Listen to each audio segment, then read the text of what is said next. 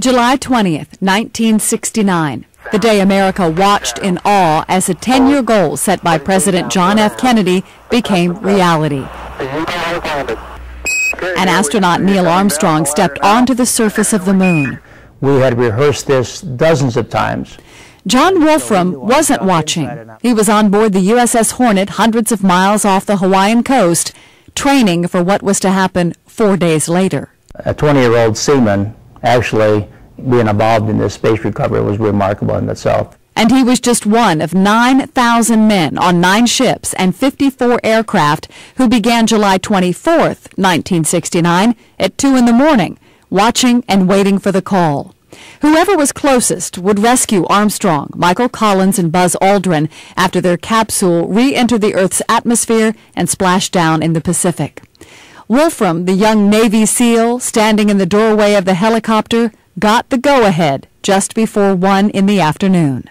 But to be actually the first guy to jump out of that helicopter, I mean, it was this awesome, magnificent to be the guy, the first guy that would meet and greet the astronauts who just come back from the moon. He hadn't met these men until the day he peered into their capsule and got an okay from Armstrong. And there wasn't a whole lot of communication except just bright eyes, smiles, and a lot of thumbs up. This is the Look magazine that came out right after the Apollo 11 in 1969 in July.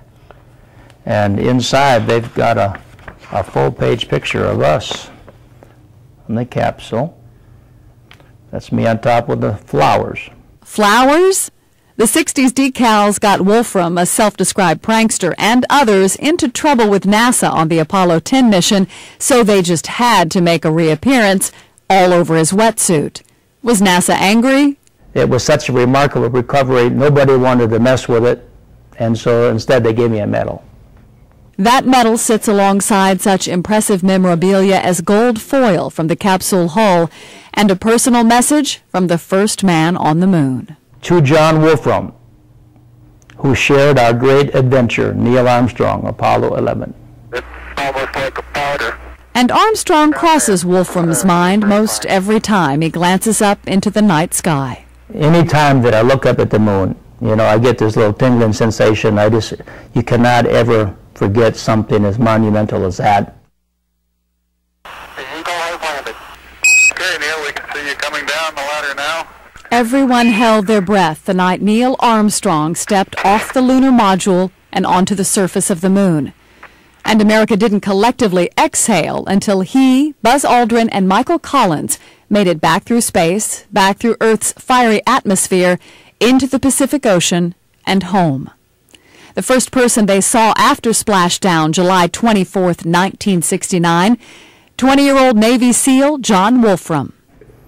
And our helicopter got there just in the nick of time, and the other people in the other helicopter were standing in the door ready to go, and the order came, move out of the way. And our helicopter came in, and I was in the door, and I jumped into the water all by myself. But to be actually the first guy to jump out of that helicopter, I mean, it was this awesome, magnificent. Wolfram secured the capsule, knocked on that small window, and got the thumbs up from Armstrong.